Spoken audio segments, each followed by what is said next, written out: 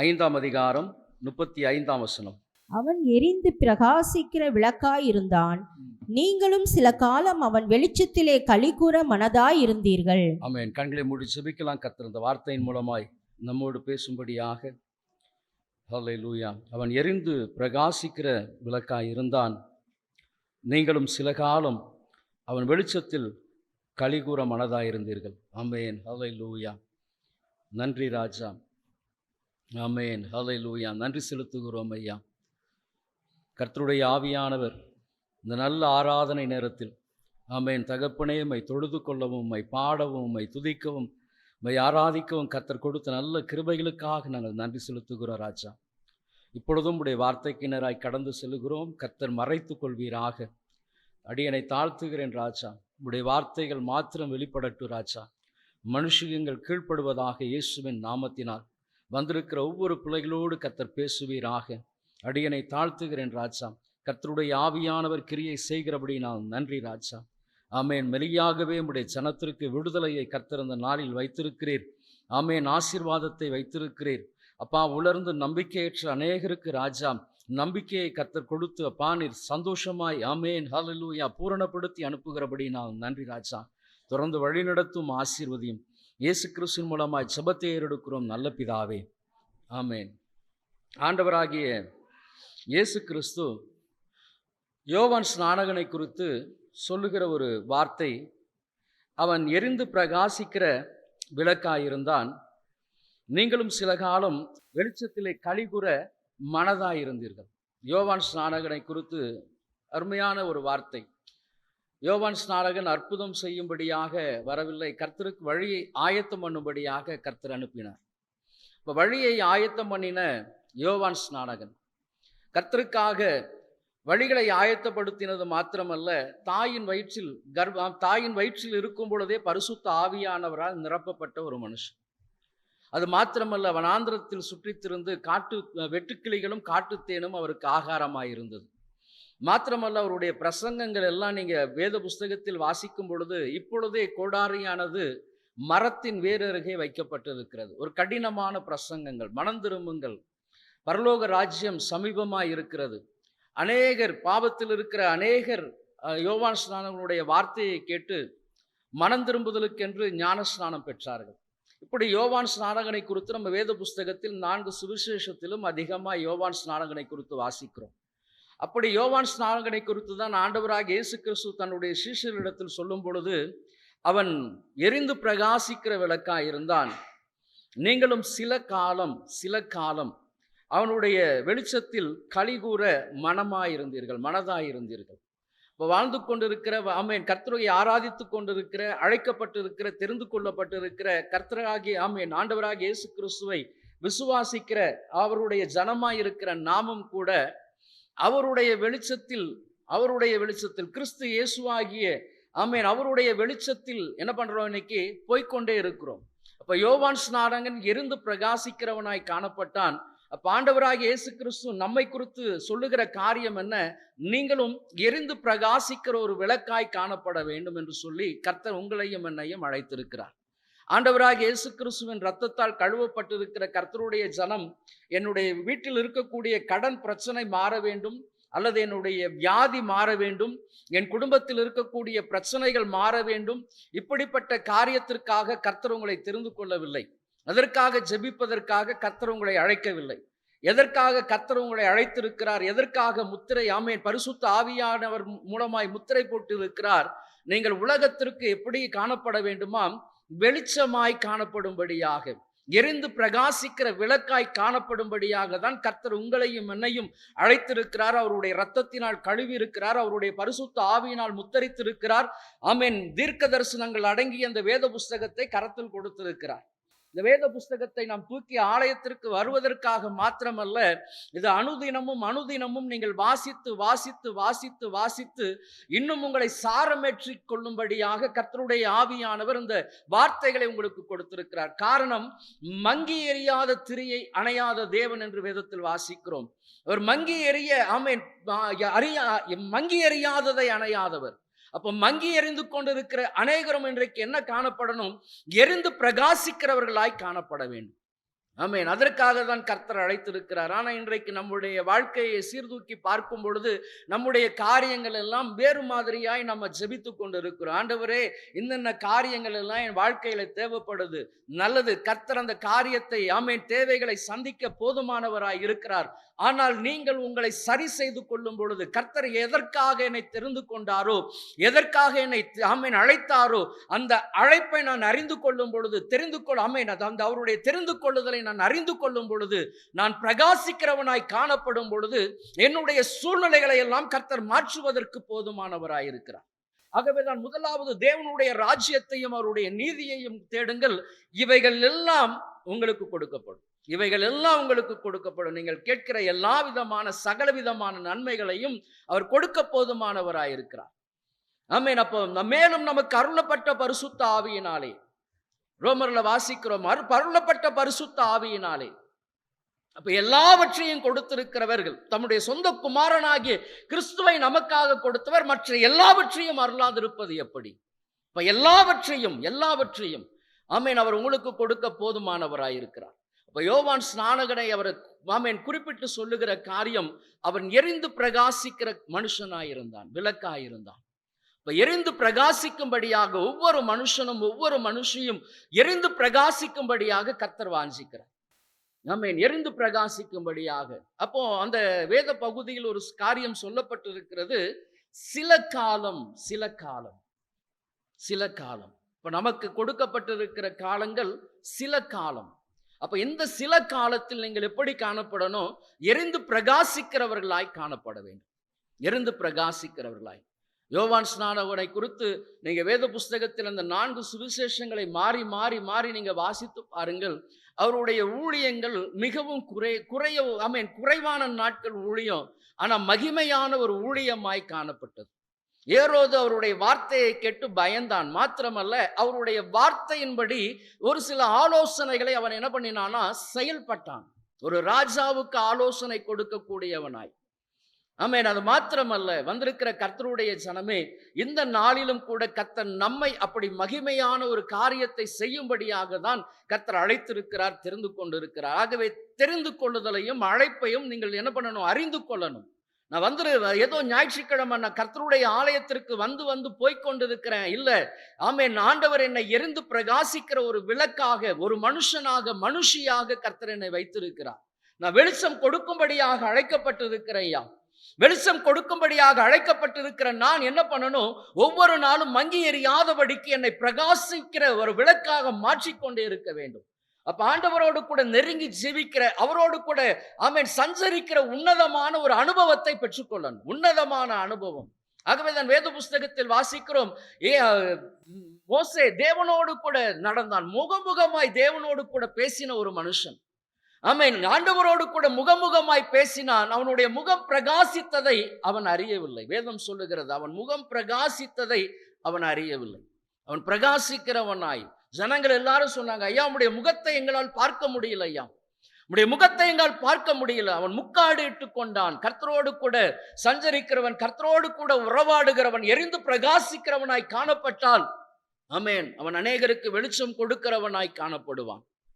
வந்திருக்கிற கர்த்தருடைய ஜனமே, நன்றாக அறிந்து கொள்ளுங்க, சில காலம் வாழ்கிற நீங்கள், வாழப்போகிற நாம், சில காலம் வாழப்போகிற நாம் எரிந்து பிரகாசிக்க ஒரு விளக்கை போல காணப்பட வேண்டும் என்று சொல்லிதான் ஆண்டவராகிய இயேசு கிறிஸ்து உங்களையும் என்னையும் அழைத்திருக்கிறார்.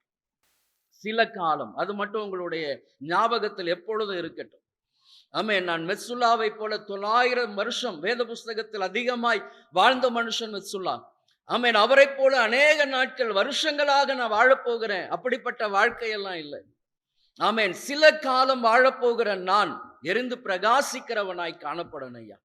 எனக்கு கொடுக்கப்பட்டிருக்கிற நாட்கள் மிகவும் குறுகின நாட்கள். அந்த குறுகின நாட்கள் கர்த்தர் என்னை எதற்காக அழைத்தாரோ, எதற்காக என்னை தெரிந்து கொண்டாரோ, ஆமென், அவருடைய சித்தத்தை செய்யும்படியாக என்னை முழுவதுமாக நான் அர்ப்பணிக்கிறேன்.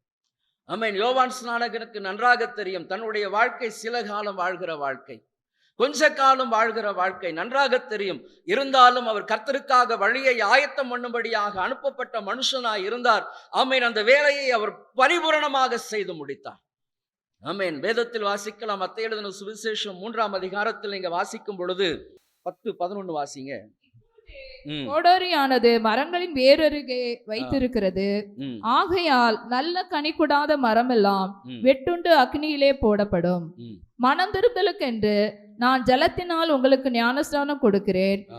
எனக்கு பின்னே வருகிறவரோ என்னிலும் வல்லவராய் இருக்கிறார். ம். அவருடைய பாதரட்சைகளை சுமக்கிறதற்கு நான் பாத்திரன் அல்ல. ம். அவர் பரிசுத்த ஆவியினாலும் அக்னியினாலும் உங்களுக்கு ஞானஸ்நானம் கொடுப்பார். ஆமென். இப்போது கோடாரியானது மரத்தின் வேர் அருகே வைக்கப்பட்டிருக்கிறது. ஆமென். மரத்தின் வேறு வருஷத்தில கடைசியில அந்த சுத்திகரிப்பின் நேரத்தில் இந்த செய்தியை அநேகர் சொல்லுவாங்க. ஐயா, இந்த வருஷம் இப்ப மரத்தின் வேர் அருகே கோடாரியானது வைக்கப்பட்டிருக்கிறது. ஆமென். அப்போ கனி கொடுக்கும்படியாக நல்ல கனி கொடாத மரமெல்லாம் வெட்டுண்டு அக்கினியிலே போடப்படும். நல்ல கனி கொடாத, மனம் திரும்புதலுக்கு ஏற்ற கனி கொடுக்காத, வெளிச்சம் கொடுக்காத, மங்கி எரிந்து கொண்டிருக்கிற அல்லது ஒன்றில் உலகத்தினால் கரைப்பட்டு இருளான வாழ்க்கை வாழ்ந்து கொண்டிருக்கிற மரம் எல்லாம் என்னப்படுமா? வெட்டுண்டு அக்கினியிலே போடப்படுமா? ஆகவே மனம் திரும்புதலுக்கென்று நான் ஜலத்தினால் ஞானஸ்நானம் கொடுக்கிறேன். எனக்கு பின் வருகிறவரோ என்னிலும் வல்லவராய் இருக்கிறார். அவருடைய பாத ரட்சைகளை சுமப்பதற்கு நான் பாத்திரன் அல்ல. அவர் பரிசுத்த ஆவியினாலும் அக்னியினாலும் ஞானஸ்நானம் கொடுப்பார். ஒரு வல்லமையான ஒரு ஊழியத்தை செய்த ஒரு மனுஷன், சில காலம் வாழ்ந்த ஒரு மனுஷன், வல்லமையான ஒரு ஊழியத்தை செய்த ஒரு மனுஷன். அழைக்கப்பட்டிருக்கிற கர்த்தருடைய ஜனமே, நீங்கள் கர்த்தருக்காக செய்கிற காரியம் என்ன? ஆண்டவருக்காக நீங்கள் இதுவரைக்கும் சாதித்த காரியங்கள் என்ன? பரிசுத்த ஆவியானவருடைய அபிஷேகத்தை பெற்று கர்த்தருக்காக நீங்கள் செய்திருக்கிற ஊழியங்கள் என்ன? ஐயா, யோவான் ஸ்நானகனை குறித்து ஆண்டவராக இயேசு கிறிஸ்து சாட்சி கொடுக்கிறார். அவன் சில காலம் எரிந்து பிரகாசிக்கிற விளக்காயிருந்தான். அவன் மாத்திரமல்ல, அது மாத்திரம் அவர் சொல்லல, நீங்களும் சில காலம் என்ன பண்ணீர்? வெளிச்சத்தில் கலிகூற மனதாயிருந்தீர்கள். சில காலம். வந்திருக்கிற கர்த்தருடைய ஜனமே, இன்னும் கூட நீங்கள் ஆண்டவருடைய சமூகத்தில், ஆண்டவரே, நான் உம்முடைய ஊழியத்தை அல்லது ஆத்துமாக்களை ஆதாயம் பண்ணுகிற அந்த உன்னதமான அழைப்புக்கு நேராக செல்லாமல் இருந்தால் மரத்தின் கோடாரியானது மரத்தின் வேரருகே வைக்கப்பட்டிருக்கிறது போல ஒரு நாளில் பிரயோஜனம் இல்லாத ஒரு ஊழியக்காரியாய் கர்த்தரால் தெரிந்து கொள்ளப்பட்ட மனுஷியாய் இருக்கக்கூடிய நாமும் கூட வெட்டுண்டு அக்னியிலே எரிந்து விடக்கூடிய சூழ்நிலைகள் உண்டு. ஆகவே காலத்தை அறிந்து கொள்ளுங்க, நாட்களை அறிந்து கொள்ளுங்க. கர்த்தர் என்னை எதற்காக தெரிந்து கொண்டிருக்கிறாரோ அதற்கு நேராக நான் பயணப்படணும் ராஜா. நான் இன்னும் எரிந்து பிரகாசிக்கிறவனாய், அநேகருக்கு வெளிச்சம் கொடுக்கிறவனாய் நான் காணப்பட வேண்டும் ராஜா. என்னை சுற்றில் இருக்கிற இருளில் இருக்கிற அநேகமாயிரம் ஜனங்களுக்கு நான் நம்பிக்கை கொடுக்கிறவனாய், உயிர்த்தெழுதலை விளங்க பண்ணுகிறவனாய் நான் காணப்பட வேண்டும். எனக்கு பின் வருகிறவர் பரிசுத்த ஆவியினாலும் அக்னியினாலும் ஞானஸ்நானம் கொடுப்பார். அப்ப அந்த பரிசுத்த ஆவியானவருடைய அபிஷேகத்தை பெற்று கர்த்தருக்காக எழும்பி பிரகாசிக்கும்படியாக எரிந்து பிரகாசிக்கும்படியாக கர்த்தர் உங்களையும் என்னையும் அழைத்திருக்கிறார். ஆகவே இந்த உன்னதமான அழைப்புக்கு நேராக உங்கள் இருதயத்தை திருப்புங்க. ஆண்டவர் எதற்காக என்னை பிடித்தாரோ அதை நான் என்ன பண்ணணும்? அதற்காக நான் ஓடிக்கொண்டே இருக்கணும். பவுலுக்கு அந்த நிச்சயம் இருந்தது. அவர் எதற்காக என்னை தெரிந்து கொண்டாரோ, எதற்காக என்னை பிடித்தாரோ அதை நோக்கி நான் ஆசையாய் ஓடிக்கொண்டிருக்கிறேன், பிரியமாய் ஓடிக்கொண்டிருக்கிறேன். எனக்கு வருகிற பாடுகள், நெருக்கங்கள், அநேக சஞ்சலங்கள், வியாதிகள், வறுமைகள் இருந்தாலும் நான் கர்த்தருக்காக எதற்காக என்னை தெரிந்து கொண்டாரோ அதற்கு நேராக என் ஓட்டத்தை நான் ஓடிக்கொண்டே இருக்கிறேன். ஆகவே தான் பவுலால் சொல்ல முடிந்தது, நல்ல போராட்டத்தை போராடினேன், ஓட்டத்தை முடித்தேன், விசுவாசத்தை காத்துக்கொண்டேன், ஜீவ கிரீடம் எனக்காக வைக்கப்பட்டிருக்கிறது ஐயா. ஓட்டத்தை பூரணமாய் ஓடி முடித்த ஒரு நல்ல பவுல் அப்போஸ்தலன். வந்திருக்கிற கர்த்தருடைய ஜனமே, உங்களுடைய காரியம் என்ன? கர்த்தர் எதற்காக என்னை தெரிந்து கொண்டிருக்கிறார் ஐயா? எதற்காக தெரிந்து கொண்டிருக்கிறார்? என் வியாதியை குணமாக்கினார், அதனால் நான் கர்த்தருடைய ஆலயத்துக்கு வருகிறேன் என்று சொல்லுகிறீர்களாம். அல்லது என் குடும்பத்தில் இருக்கிற கடன் பிரச்சனைகளை மாற பண்ணி இருக்கிறார், ஆகவே நன்றியுள்ளவனாய் நான் கர்த்தருடைய ஆலயத்திற்கு வருகிறேன் என்று சொல்லுகிறீர்களா? அல்லது மரண படுக்கையில் இருந்தேன் ஐயா, அந்த மரண படுக்கையில் இருந்து கர்த்தர் என்னை தூக்கி எடுத்தார், ஆகவே நன்றியுள்ளவனாய் நான் கர்த்தருடைய ஆலயத்திற்கு வருகிறேன் என்று சொல்லுகிறீர்களா? நீங்கள் எதற்காக கர்த்தருடைய ஆராதித்துக் கொண்டிருக்கிறீங்க? அவருடைய தெரிந்து கொள்ளுதலையும் அவருடைய அழைப்பையும் அழைப்பையும் நீங்கள் அறிந்திருக்கிறீர்களாம், நோக்கத்தை அறிந்திருக்கிறீர்களாம். ஆமென். வேலை, குடும்பம், பிள்ளைகள், இப்படியே நம்முடைய காலங்களை ஆமென் கடத்தி கொண்டே இருக்கிறோம். ஐயா வேலை செய்யறேன், ஐயா வேலையில நான் கர்த்தரை நினைவு கூற முடியல, குடும்பத்துல கர்த்தரை நினைவு கூற முடியல, ஆமென் வேதம் வாசிக்கிறேன், ஜெபம் பண்ணுகிறேன், ஆமென் இந்த வாழ்க்கையில் தான் அநேகர் திருப்தி அடைந்து ஓடிக்கொண்டே இருக்கிறோம். ஆனால் ஆண்டவராகிய இயேசு கிறிஸ்து சொல்லுகிறார், யோவான் ஸ்நானகன் கொஞ்ச காலம் சில காலம் அவன் எரிந்து பிரகாசிக்கிற விளக்காயிருந்தான், அவனுடைய வெளிச்சத்தில் கலிகூற சில காலம் கலிகூற நீங்களும் மனதாயிருந்தீங்க, நீங்களும் சந்தோஷமாயிருந்தீங்க. அப்ப நான் எப்பையா அந்த விளக்காய் மாற முடியும்? எப்பொழுது நான் எரிந்து பிரகாசிக்கிறவனாய் மற்றவர்களை பிரகாசம் உள்ளவனாய் மாற்றக்கூடியவன் எப்பொழுது நான் எப்ப மாற முடியும் ஐயா? ஆகவேதான் பவுல் எழுதும் பொழுது ஒரு ஆமென் வார்த்தை அழகா எழுதுவார் பாருங்க. எபேசியரின் புஸ்தகத்துல, தூங்குகிற நீ மரித்தோரை விட்டு எழுந்திரு, அப்பொழுது கிறிஸ்துவனை என்ன பண்ணுவாரா? பிரகாசிப்பிப்பார். தூங்குகிற நீ மரித்தோரை விட்டு எழும்பும் பொழுது. அப்ப இன்றைக்கு அநேகர் என்ன பண்றோம்? நித்திரை மயக்கத்தில் இருக்கிறோம், தூக்க மயக்கத்தில் இருக்கிறோம். கர்த்தருடைய வார்த்தை மறுபடி நம்முடைய செவிகளில் வந்து ஆமென் விழுந்தாலும் கர்த்தருடைய வார்த்தைகளை ஏற்றுக்கொள்ள மனதில்லாதபடி, கர்த்தர் என்னை அதற்காக தெரிந்து கொள்ளவில்லையா? ஐயா நான் பலவீனமானவன், நான் குடும்பஸ்தன், எனக்கு குடும்பம் இருக்கு, குடும்பத்தை கவனிக்க வேண்டிய மிகப்பெரிய பொறுப்பு இருக்கிறது ஐயா, ஆமென் எனக்கு வேலை முக்கியம், என் குடும்பத்தை பாதுகாப்பது முக்கியம், கர்த்தர் என் குடும்பத்திற்காக மாத்திரம்தான் என்னை தெரிந்து கொண்டிருக்கிறார். இல்ல ஆமென். இன்றைக்கு அப்படி தன்னுடைய சுயநலத்தை ஆமென் நினைத்து கொண்டு வாழ்ந்து கொண்டிருக்கிற கர்த்தருடைய ஜனம், உலக இரட்சகராகிய கிறிஸ்து இயேசுவின் ரத்தம் ஆமென் ஒரு மனுஷனுக்காக அல்ல, உலகத்தில் இருக்கிற எல்லா மனுஷருக்காக சிந்தப்பட்டது ஆண்டவராகிய இயேசு கிறிஸ்துவின் ரத்தம். ஆகவேதான் அவர் உலக இரட்சகராக அழைக்கப்படுகிறார். ஆமென் ஒரு மனுஷனுக்காக அல்ல, உலகத்தில் இருக்கிற எல்லாருக்காகவும் கிறிஸ்து அடிக்கப்பட்டார், நொறுக்கப்பட்டார். அவருடைய இரத்தத்தால் கழுவப்பட்டிருக்கிற நாம் அவர்களுக்கு சாட்சியாய் காணப்பட வேண்டும். ஆமென் எரிந்து பிரகாசிக்கிற ஒரு விளக்காய் காணப்பட வேண்டும். ஆமென் இன்றைக்கு நாம் சுயநலமாக வாழ்ந்து கொண்டு இருக்கிறோம். சுயநலத்தை எல்லாம் உதறி தள்ளுங்க. ஐயா நான் என் குடும்பத்தை மட்டும் நான் ஆமென் நடத்தினா போதும், என் பிள்ளைகளை மட்டும் நடத்தினா போதும். இல்லை, அப்படிப்பட்ட சுயநல கிறிஸ்தவர்களாய் ஜீவிக்காதபடிக்கு உங்கள் தரிசனங்களை விரிவுபடுத்துங்க. ஆண்டவர் எனக்காக என்னை தெரிந்து கொண்டிருக்கிறார் ஐயா. எதற்காக தெரிந்து கொண்டிருக்கிறார்? அப்ப அந்த அழைப்பை நோக்கி, அதை தெரிந்து கொள்ளுதலை நோக்கி ஆமென் உங்களுடைய தரிசன பார்வையை நீங்கள் ஆமென் திறக்கும் பொழுதுதான் நீங்கள் அநேகருக்கு பயனுள்ள பாத்திரமாய் காணப்படுவீர்கள். நம்முடைய வீட்டில் நீங்க பார்த்தீங்க அப்படின்னு சொன்னா நிறைய பாத்திரங்கள் எங்க இருக்கும் அப்படின்னு சொன்னா அந்த லேப்ட்ல இருக்கும். உபயோகப்படுத்த முடியாத பாத்திரங்கள் எல்லாம் லேப்ட்ல இருக்கும். அது எதற்குமே பிரயோஜனப்படாது. எப்பொழுதும் அந்த இருக்கிற இடத்துல தான் இருந்து கொண்டு இருக்கும். தலைமுறையா நீங்க பார்த்தீங்கன்னு சொன்னா அங்கதான் இருந்து கொண்டே இருக்கும். என்றைக்காவது ஒரு நாள் மட்டும்தான் எடுத்து அதை கிளீன் பண்ணி வைப்பாங்க, பிரயோஜனமே இருக்காது. அது போலதான் இன்றைக்கு அநேக கிறிஸ்தவர்கள் ஆலயத்திற்கு வருவதும் போவதுமாய் இருக்கிற ஆமென் உங்கள் மூலமாக ஆண்டவருக்கு என்ன இல்லை, ஒரு நன்மையும் இல்லை. நீங்க போடுகிற காணிக்கையினால் அவர் திருப்திப்படுகிற தேவனா? உங்களிடத்தில் அவர் காணிக்கை எதிர்பார்க்கிறாரா? இல்லை. ஆமென். அப்ப என் ஜனம் எனக்காக எரிந்து பிரகாசிக்க வேண்டும். எனக்காக அநேகமாயிரம் ஆத்துமாக்கள் இருளில் இருக்கிற ஜனங்களை என் பக்கமாக திருப்புகிறவர்களாய் காணப்பட வேண்டும். இதற்காக தான் கர்த்தர் உங்களையும் என்னையும் அழைத்திருக்கிறார். ஒரு 3 காரியத்தை வேகமாக தியானித்து நாம் கடந்து செல்லலாம். முதலாவதாக, நான் யாருக்கு முன்பதாக எரிந்து பிரகாசிக்க வேண்டும்? ஆமென். வேதம் சொல்லுகிறது, அப்போஸ்தலர் நடபடிகளின் புஸ்தகம் 16ஆம் அதிகாரம் 27-28 வசனம். சடுதியிலே சிறைசாலையின் அஸ்திபாரங்கள் அசையும்படியாக பூமி மிகவும் அதிர்ந்தது. உடனே கதவுகள் எல்லாம் திறவுண்டது, எல்லாருடைய கட்டுகளும் கலண்டு போயிற்று. சிறைசாலைக்காரன் நித்திரை தெழுந்து சிறைசாலையின் கதவுகள் திறந்திருக்கிறதை கண்டு கட்டுண்டவர்கள் ஓடி போனார்கள் என்று பட்டயத்தை உருவி தன்னை கொலை செய்து கொள்ள போனான்.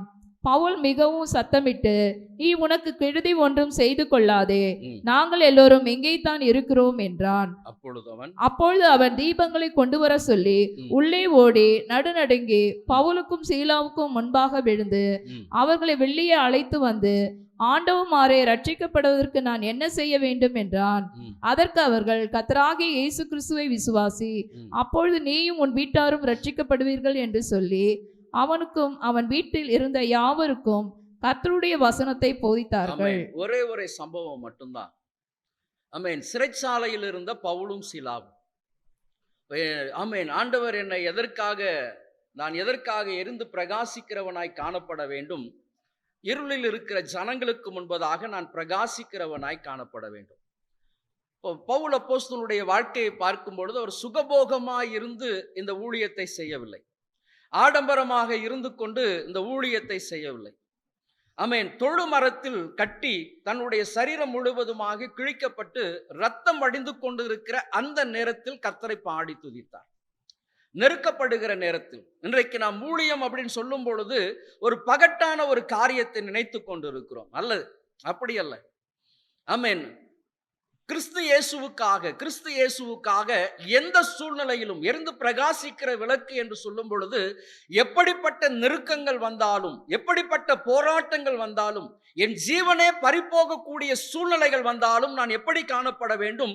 கிறிஸ்துவுக்காக எரிந்து பிரகாசிக்கும்படியாக அழைக்கப்பட்டிருக்கிற நான் எப்பொழுதும் பிரகாசிக்கிறவன். ஆமென். அந்த காரியத்தை மட்டும்தான் நோக்கி கொண்டு இருக்க வேண்டும். ஆகவேதான் பவுல் அப்போஸ்தலன் பாருங்க, ஆமென், நியாயப்பிரமாணத்திற்கு வைராகியம் பாராட்டி ஜீவித்துக் கொண்டிருந்த ஒரு மனுஷன், கிறிஸ்தவர்களை கொலை செய்யும்படியாக நிருபங்களை கேட்டு வாங்கி கொண்டிருந்த ஒரு மனுஷன், அவனுடைய சுபாவங்கள் என்றைக்கு ஆண்டவராகிய கிறிஸ்து இயேசுவை அவர் சந்தித்தாரோ அவருடைய சுபாவங்கள் முழுவதுமாக மாற்றப்பட்டது. சாந்தம் உள்ளவனாய், மனத்தாழ்மை உள்ளவனாய், கிறிஸ்துவின் அச்சடையாளத்தை தரித்து கொண்டவனாக, ஆமென், தன்னை முழுவதுமாக கிறிஸ்துவை பிரதிபலிக்கிற ஒரு மனுஷனாய் காணப்பட்டார்.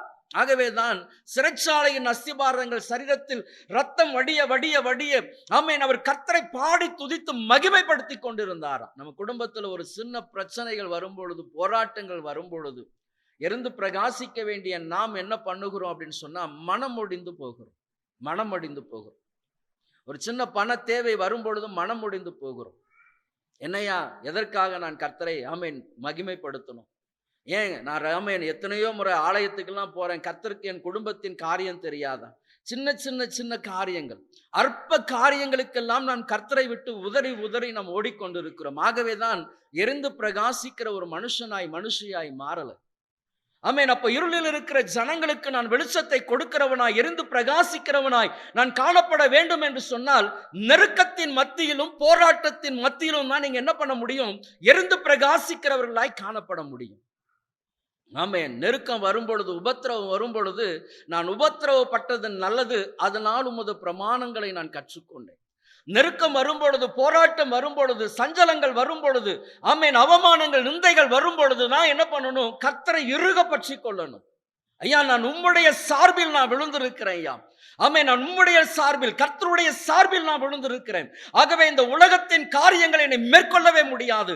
எந்த போராட்டமா இருந்தாலும், மரணமே நேரிட்டாலும், ஆமென், என்ன பண்ண மாட்டேன்? நான் உம்மை விட்டு நான் பின்வாங்க மாட்டேன். ஐயா, ஆமென். அப்படிப்பட்ட ஒரு இருளான நேரத்துல தான் பாடி துதித்து கர்த்தரை மகிமைப்படுத்தி கொண்டிருந்தார். தப்புவதற்கு அநேக வாய்ப்புகள் இருந்தது. பவுலும் சீலாவும் கட்டுகள் எல்லாம் அறுக்கப்பட்டது. சிறைச்சாலையின் அஸ்திபாரங்கள் அசைக்கப்பட்டு, ஆமென், சிறைச்சாலையின் கதவுகள் எல்லாம் திறக்கப்பட்டது. ஆனால் எல்லாரும் ஆமென் என்ன பண்ணல? ஓடி போகல. கர்த்தர் எங்களுக்கு வழிகளை திறந்து கொடுத்தார் என்று பவுலும் சீலாவும் ஓடி போகல. ஆமென். இன்றைக்கு நாம் என்ன பண்றோம்? அநேக நேரத்துல தப்பித்தால் போதும் அப்படின்னு சொல்லி ஓடுகிறோம். நெருக்கத்தை பார்த்து, அவமானத்தை பார்த்து, ஐயா அந்த இடமே எனக்கு வேண்டாம், அந்த குடும்பமே எனக்கு வேண்டாம், தப்பித்தால் போதும் என்று சொல்லி ஓடிக்கொண்டிருக்கிறோம். பவுலும் சீலாவும் ஓடல. நெருக்கத்தை கண்டு, கடுமையான ஆமென் வேதனையை கண்டு ஓடல. அவர்கள் அங்கே தான் இருந்தாங்க. அப்போ விளக்காய் காணப்படணும், எரிந்து பிரகாசிக்கணும், அநேகருக்கு நான் வெளிச்சம் கொடுக்கணும்னு சொன்னா, ஆமென், எந்த நெருக்கம் வந்தாலும், போராட்டங்கள் வந்தாலும், சஞ்சலங்கள் வந்தாலும், இருக்க வேண்டிய இடத்தில் இருந்து நான் கர்த்தரை மகிமைப்படுத்த வேண்டும். அதுதான் ஊழியம், அதுதான் மகிமை, கர்த்தருடைய நாம மகிமை. குடும்பத்தில் 1000 பிரச்சனைகள் வரலாம், போராட்டங்கள் வரலாம். ஐயா, நான் என் குடும்பத்தை விட்டு ஓடுகிறேன். இல்ல, அந்த இடத்திலிருந்து நீங்க கர்த்தருக்காக எழும்பி பிரகாசிக்கணும், எரிந்து பிரகாசிக்கணும். இன்னைக்கு அநேகர் உதறிக்கொண்டு ஓடுகிறோம். இதல்ல அப்படின்னு சொல்லிட்டு, இல்ல, உதறுவதற்காக கர்த்தர் அழைக்கல. நீங்க எதை உதறணும்? தூசியை தான் உதற வேண்டும். குடும்பத்தை உதறக்கூடாது. கர்த்தர் உங்களுக்கு கொடுத்திருக்கிற மகிமையான ஊழியத்தை உதறக்கூடாது. தூசியை, ஆமென், உலகத்தினால் ஆமென் வருகிற தூசியை உதற வேண்டும். இன்னைக்கு நம்ம மனுஷர்களை உதறிக்கொண்டு ஓடுகிறோம். கர்த்தர் எனக்கு கொடுத்திருக்கிற என் ஆமென் அருமையான நேசங்களை ஆமென் உதறிவிட்டு ஓடுகிறோம். உறவுகளை உதறிவிட்டு ஓடிக்கொண்டிருக்கிறோம். ஆமென். நெருக்கம் வரும் பொழுது பவுலை நினைத்துக் கொள்ளுங்க. ஆமென். அவர் இருளில் இருக்கிற ஜனங்களுக்கு வெளிச்சம் ஆமென் காண்பிக்கிற ஒரு மனுஷனாய் காணப்பட்டான். சிறைச்சாலை அதிகாரி ஓடி வந்தான், தன்னை கொன்று போடும்படியாக பட்டயத்தை உருவின பொழுது அவன் சொன்னான், உனக்கு ஒரு கெடுதியும் செய்து கொள்ளாதே, நாங்கள் எல்லாம் இங்கதான் இருக்கிறோம், நான் எல்லாம் இங்கதான் இருக்கிறோம், ஓடி போகல ஐயா, ஓடி போகல. ஆமென். அந்த ஒரு வார்த்தை அந்த சிறைச்சாலை மனுஷனுடைய அந்த அவனுடைய ஜீவியம், பவுலுடைய ஜீவியம் அந்த சிறைச்சாலையின் அதிகாரியுடைய மனதை என்ன பண்ணினது? கிறிஸ்துவின் பக்கமாய் இழுத்தது. அவன் எரிந்து பிரகாசிக்கிறவன். அப்ப வெளிச்சம் உதிக்கிற திசைக்கு தான் யார் வருவாங்க? ராஜாக்கள் வருவாங்க. நீங்கள் அடையாளமாய் காணப்பட்டால் மட்டும்தான் ஆமென் உங்களுடைய வெளிச்சத்திற்கு அநேகர் நடந்து வருவாங்க. அப்ப இருளில் இருந்து கொண்டிருந்த பவுலை பார்த்து சிறைச்சாலை அதிகாரி ஓடி வந்தான், ஆண்டவன்மாரே ரட்சிக்கப்படுவதற்கு நான் என்ன பண்ணணும் ஐயா? உங்களை மாதிரி மாறுவதற்கு நான் என்ன பண்ணணும்? என்ன பண்ணணும் ஐயா? என்ன பண்ணணும்? யாராவது நம்மளை பத்தி கேட்குறாங்களா? ஐயா உன்ன மாதிரி நான் மாறணும்னு யாராவது சொல்றாங்களா? யாராவது சொல்லியிருக்கிறாங்களா?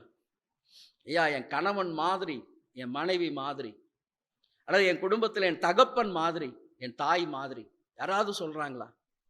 யாராவது சொல்றாங்களா? ஆனா சிறைச்சாலை அதிகாரி வந்து சொல்லுகிறான், ஆண்டவன்மாரே ரட்சிக்கப்படுவதற்கு, உம்மை போல மாறுவதற்கு நான் என்ன பண்ணணும் ஐயா? நான் என்ன பண்ணணும்? இதுதான் வெளிச்சம் கொடுக்கிற அனுபவம். தப்பித்து ஓடுவதற்காக அல்ல. ஆமென். இல்லை, ஆமென். கிடைச்சா விடுதலை, தப்பிச்சு ஓடிடலாம், எஸ்கேப் ஆயிடலாம், நாம மட்டும் நல்லா இருந்தா போதும், அதற்காக கர்த்தர் சிறைச்சாலையின் அஸ்திபாரத்தை அசைய பண்ணல. ரட்சிப்பு உண்டாகும்படியாக, அந்த இடத்துல ஒரு பெரிய மீட்பு உண்டாகும்படியாக. ஆமென். கர்த்தருடைய நாமம் மகிமைப்பட்டது. ஆண்டவன்மாரே ரட்சிக்கப்படுவதற்கு நான் என்ன பண்ண வேண்டும்? அதுவும் சிம்பிளா ஒரே வார்த்தை தான், கர்த்தராகிய இயேசு கிறிஸ்துவை விசுவாசி, நீயும் உன் வீட்டாரும் ரட்சிக்கப்படுவீர்கள். இந்த ஒரு வார்த்தையை சொன்ன பின்பதாக வேதம் சொல்லுகிறது, அவனுக்கும் அவன் வீட்டில் இருந்த யாவருக்கும் கர்த்தருடைய வார்த்தையை போதித்தார்கள். இதுதாங்க வெளிச்சம் கொடுப்பது. இதுதான் வெளிச்சம் கொடுப்பது. இதற்காக தான் கர்த்தர் உங்களை எரிந்து பிரகாசிக்கிறவர்களாய் ஆமென் விளக்காய் காணப்பட வேண்டும் என்று சொல்லி வாஞ்சிக்கிறார். ஆமென். அப்ப இப்படிப்பட்ட ஒரு மேன்மையான அனுபவத்துக்கு நேராக நெருக்கம் வந்தா, போராட்டம் வந்தா உதறிட்டு ஓடாதீங்க ஐயா. அந்த நெருக்கத்திலிருந்து கர்த்தர் எனக்கு விசாலத்தை கொடுத்தார் என்று ஓடாதீங்க. அந்த நெருக்கத்தின் பாதையில் ஆமென் லீலி புஷ்பமானது முட்களுக்கு நடுவே இருக்கக்கூடிய லீலி புஷ்பம் தான் என்ன பண்ணுமா? மிகுந்த வாசனையை கொடுத்து கொண்டே இருக்குமா. ஐயோ என் முட்கள் என்னை வேதனைப்படுத்துகிறதே என்று சொல்லி அழாது. ஆனா அது கீறப்பட தான் அதனுடைய வாசனைகள் சுற்றில் இருக்கிற ஜனங்கள் எல்லாம் அறிந்து கொள்வாங்க, பக்கத்துல லீலி புஷ்பம் இருக்கு. அப்போ முட்களுக்குள்ளாய் இருக்கக்கூடிய ஒரு லீலி புஷ்பத்தை போல ஆமென் நான் வெளிச்சமாய் ஆமென் மனம் வீசுகிறவனாய் நான் காணப்படணும். நெருக்கம் வருவது நல்லது, உபத்திரவம் வருவது நல்லது, அவமானங்கள் வருவது நல்லது. ஆமென். அப்ப நான் வெளிச்சமாய் மற்றவர்களுக்கு நான் சாட்சியா இருக்கிறேன் ஐயா, மற்றவர்களுக்கு பிரோஜனம் உள்ள ஒரு பாத்திரமாய் நான் காணப்படுறேன் ஐயா.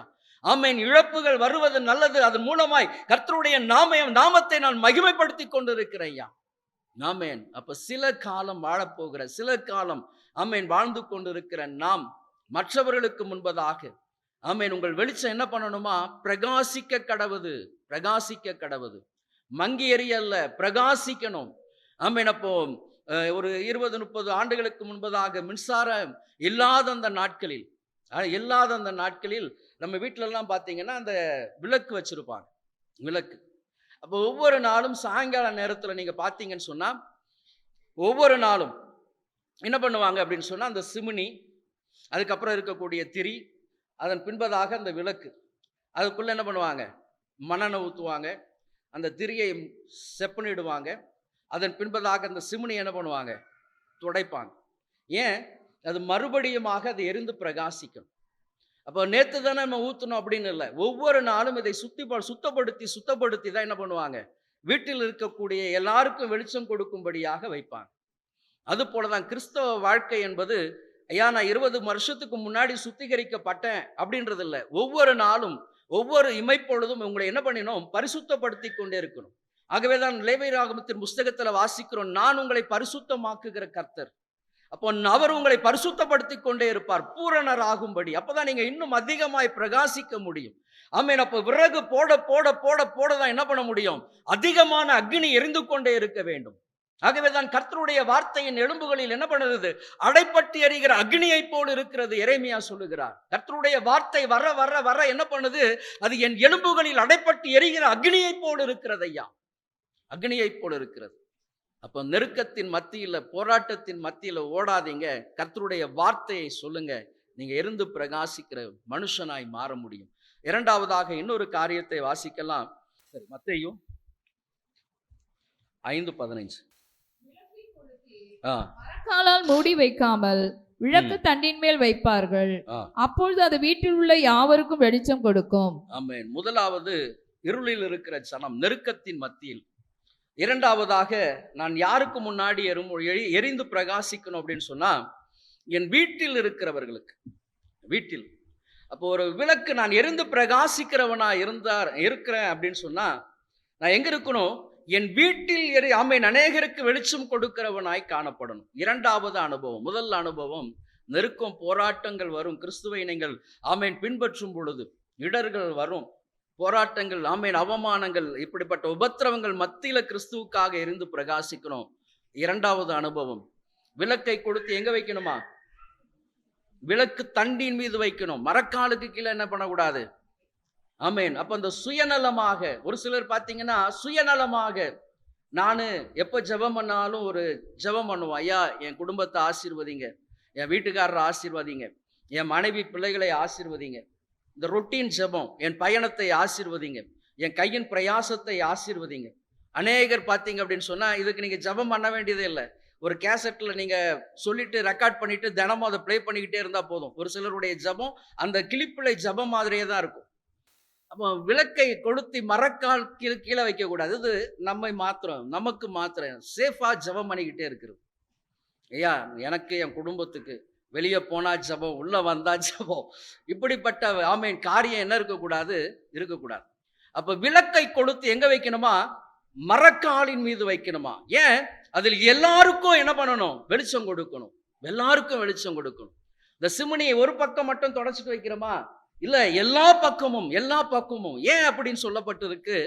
10 வெள்ளிக்காசை உடையவள் என்ன பண்ணினான்? எத்தனை காசை தொலைச்சிட்டா?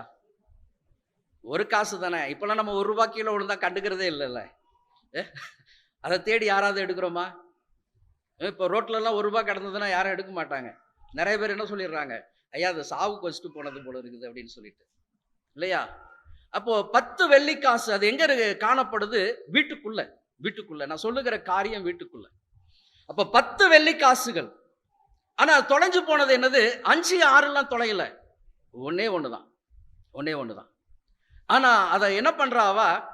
விளக்கை கொளுத்தி என்ன பண்றா? கம்ப்ளீட்டா வீட்டையே என்ன பண்ணிடுறா? தலைகளை மாற்றுற. வீட்டில் ஒரு செயின், ஒரு கம்மல், ஒரு திருகாணி, ஒரு சாதாரண ஒரு திருகாணி விழுந்துட்டா என்ன பண்ணிடுறோம்? எல்லாத்தையும் வீட்டையே தலைகளாக மாத்திட்டு அந்த கண்ணுக்கே தெரியாத அந்த திருகாணிக்கு நம்ம என்ன பண்ணிடுறோம்? வீட்டில் இருக்கிற எல்லாருக்கும் வேலை கொடுக்குறோம். ஆமென். அப்போ ஒரு சின்ன ஒரு வெள்ளிக்காசு, 10 வெள்ளிக்காசு, ஆனா ஒரு காசு தான் தொலைஞ்சிருச்சு. அப்போ இது என்ன, எதை குறிக்கக்கூடியது அப்படின்னு சொன்னா, அப்ப விளக்கு தண்டின் மீது இருக்கக்கூடிய ஒரு அனுபவம் எதை குறிக்கக்கூடியது? இழந்து போனதையெல்லாம் என்ன பண்ண முடியும்? ரெக்கவர் பண்ண முடியும். எங்கெல்லாம் மறைந்து இருக்கிறதோ அதெல்லாம் என்ன பண்ணும்? வெளிப்படும். வெளிச்சத்துல தான் அது உங்களுக்கு தெரியும். வெளிச்சத்துல தான் தெரியும். ஆமென். வந்திருக்கிற கர்த்தருடைய ஜனமே, அப்ப இரண்டாவது அனுபவம் எதை குறிக்கக்கூடியது அப்படின்னு சொன்னா, இழந்து போயிருக்கிற குடும்பத்திற்குள்ளாக இழந்து போயிருக்கிற ஆமென் தரிசனங்கள். எதற்காக ஆண்டவர் என்னை ஆமென் குடும்பத்தை தெரிந்து கொண்டிருக்கிறார்? தரிசனத்தை இழந்து போய், ஆமென் தாளந்துகளை இழந்து போய், அழைப்பை இழந்து போய், சோர்ந்து ஆமென் இருக்கிற குடும்பத்துல வெளிச்சமாய் கர்த்தர் உங்களை வைத்திருக்கிறாருன்னு சொன்னா, அதையெல்லாம் மறுபடி என்ன பண்ணணும்? தட்டி எழுப்புகிற ஒரு அனுபவத்தை குறிக்கக்கூடியது. விளக்கை கொடுத்து எங்க பண்ணணும்? விளக்கு தண்டின் மீது வை. அதுதான் எல்லாருக்கும் வெளிச்சம் கொடுக்கும், எல்லாருக்கும் வெளிச்சம் கொடுக்கும். அதுக்கு கீழே இருக்கிற வசனம் சொல்லுது, இவ்விதமாய் மனுஷர் உங்கள் நற்கிரியைகளை கண்டு. அப்போ வெளிச்சமாய் பிரகாசிக்கிற ஒரு அனுபவம் எதை குறிக்கக்கூடியது? சுயநலமாய் தனக்கு மாத்திரம் வெளிச்சம் அல்ல, தன்னை சார்ந்திருக்கிறவர்களுக்கு என்ன பண்ணணும்? நீங்க வெளிச்சம் கொடுக்கணும். ஆமென். ஒரு கேண்டில் எடுத்துட்டு, ஏன்னா இங்க மட்டும் இல்லை, அது கொடுத்தனால என்ன பண்ணும், எல்லா இடத்துக்கும் வெளிச்சம் கொடுக்கும். அப்போ சுயநலமாய் ஜீவிப்பதற்கு கர்த்தர் உங்களை தெரிந்து கொள்ளல, சுயநலமாக வாழ்வதற்காக அல்ல, எல்லாருக்கும் பயன்படுகிற ஒரு வாழ்க்கை. அப்போ இந்த பழுது பார்க்கிற ஒரு அனுபவம் எதை குறிக்கக்கூடியதுன்னா, குடும்பத்தை சீர்படுத்துகிற ஒரு அனுபவம். அப்போ தேட தேட தேடதான் நீங்க எதையெல்லாம் தொலைத்தீர்களோ அதெல்லாம் தெரியும். அவள் முழுவதுமாக அந்த ஒரு வெள்ளிக்காசு தானே ஐயா, ஒரு ஆத்துமா தானே அப்படின்ட்டு விடக்கூடாது. அந்த ஒரு ஆத்துமாவுக்காகவும் நீங்கள் கரிசனையாக ஆமென் அழுது புலம்பணும். ஆமென். அதுதான் விளக்கு தண்டின் அனுபவம். ஒரு வெள்ளிக்காசை விடல. வேத புஸ்தகத்தில் நீங்க வீட்டுல போய் வாசித்துக் கொள்ளுங்க. 2 ராஜாக்களின் புஸ்தகம் 22, 23 அதிகாரத்துல யோசியாவை குறித்து சொல்லப்பட்டிருக்கு. அவர் கர்த்தருடைய ஆலயத்தை பழுது பார்க்கும்படியாக ஆட்களை அனுப்பினார். அந்த 5ஆம் வசனம் வாசிங்க. 22:5 வாசிங்க.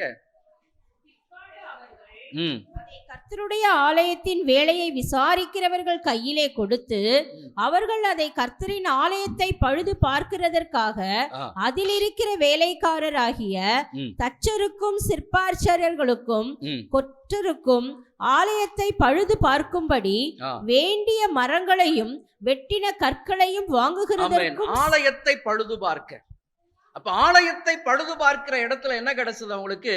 நியாயப்பிரமாண புஸ்தகம் கிடைச்சது. நியாயப்பிரமாண புஸ்தகம். அப்ப அந்த நியாயப்பிரமாண புஸ்தகத்தை கேட்டு வாங்கி அது ராஜாவினிடத்துல போன வாசிக்கும் பொழுது ராஜா என்ன பண்ணினாராம், தன்னுடைய வஸ்திரத்தை எல்லாம் கிழித்து கிழித்து, அந்த வசனத்தை நீங்க வாசிக்கலாம். 13, 14 வசனத்துல நீங்க பாத்தீங்கன்னா, கண்டெடுக்கப்பட்ட இந்த புஸ்தகத்தின் வார்த்தைகளின் நிமித்தம் நீங்கள் போய் எனக்காகவும் ஜனத்திற்காகவும் யூதா வனத்திற்காகவும் கர்த்தரிடத்தில் விசாரியுங்கள். நமக்காக எழுதியிருக்கிற எல்லாவற்றின் படியையும் செய்ய நம்முடைய பிதாக்கள் இந்த புஸ்தகத்தின் வார்த்தைகளுக்கு செவி கொடாதபடியினால் 11ஆம் வசனம் கிழித்து, அதன் பின்பதாக இந்த வசனங்கள் எல்லாம் நீங்க வீட்டுல போய் வாசித்துக் கொள்ளுங்க. அப்போ ஒரு விளக்கு தண்டின் மீது வைக்கும் பொழுது அவள் வீட்டை பெருக்கி அந்த ஒரு காசை எடுத்தா. ஆலயத்தை பழுது பார்த்த பொழுது நியாயப்பிரமாண புஸ்தகம், ஜனங்கள் மறந்து போன வேதம், நியாயப்பிரமாணங்களை எல்லாம் மறந்து தங்கள் சுகபோகமாக வாழ்ந்து கொண்டிருந்த நாட்கள்ல இந்த புஸ்தகம் நியாயப்பிரமாண புஸ்தகம் கிடைத்த உடனே ஒரு தேசம் முழுவதுமாக சுத்திகரிக்கப்பட்டது. அப்போ ஒரு விளக்கு வெளிச்சம் எப்படிப்பட்ட காரியத்தை எல்லாம் கொண்டு வருது பாருங்க. அப்போ ஒண்ணு, நான் நெருக்கத்துல வெளிச்சம் கொடுக்கணும். 2வது, வீட்டில் இருக்கிறவர்களுக்கு வெளிச்சம் கொடுக்கணும். அப்படி வெளிச்சம் கொடுத்தா மட்டும்தான் என்ன பண்ண முடியும். 3வது, கடைசியாக உலகத்திற்கு வெளிச்சம் கொடுக்கிறவனாய் மாற முடியும். என் வீட்டு இருட்டா இருந்துட்டு நான் உலகத்துக்கு எரிந்து பிரகாசிக்க முடியாது. அப்போ என் வீடு என்ன பண்ணணும், எல்லாம் தேடி கண்டுபிடிச்சு என் ஆத்துமாக்கள் இழந்து போனதையெல்லாம் மீட்டால் மட்டும்தான் கடைசியாக நான் உலகத்திற்கு வெளிச்சமாய் மாற முடியும். 3 அனுபவம் தான் உலகத்திற்கு. ஆகவே தான் மலையில் இருக்கிற பட்டணம் என்ன பண்ணாது. ஆமென். மலையில் இருக்கிற பட்டணம், நம்ம மேட்டுப்பாளையத்திலிருந்து ஊட்டியை பார்த்தா மேலே இருக்கிற லைட் வெளிச்சத்தை பார்த்து சொல்லுவாங்க, ஐயா ஊட்டி மேலே எல்லாம் லைட் எரியுது. மலையில் இருக்கிற பட்டணம். கர்த்தர் உங்களை எதற்காக அழைத்திருக்கிறார்?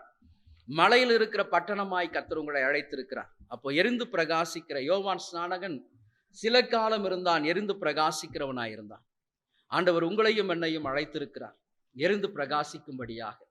இப்போ மலையில் இருக்கிற பட்டணமாய், கலங்கரை விளக்கு. நடு கடல்ல கப்பல் வருது அப்படின்னு சொன்னா அவர்களுக்கு வழிகாட்டியது அப்படின்னு சொன்னா கலங்கரை விளக்கு தான். அப்ப அந்த கலங்கரை விளக்கத்தில் இருக்கிற லைட்டை பார்த்த உடனே அவங்களுக்கு ஒரு சந்தோஷம். பக்கத்துல ஒரு துறைமுகம் இருக்கு ஐயா, துறைமுகம் இருக்கு. அப்போ அதே போலதான் அநேகமாயிரம் ஜனங்கள் உலகத்துல தத்தளிப்போடு கூட இருக்கிறாங்க. அவர்களுக்கும் நீங்கள் இருந்து பிரகாசிக்கிற விளக்காய் இருந்தால் அவர்களும் உங்களிடத்தில் வருவாங்க. இருளை தேடிதான், மரண இருளில் இருக்கிற ஜனங்கள் எல்லாம் என்ன பண்ணாங்க, கிறிஸ்துவை தேடி வந்தாங்க. உங்களையும் தேடி வருவார்கள். கர்த்தர் இந்த வார்த்தைகளை ஆசீர்வதிப்பாராக. ஆமென். கர்த்தருடைய நாமம் மகிமைப்படுவதாக. ஆமென்.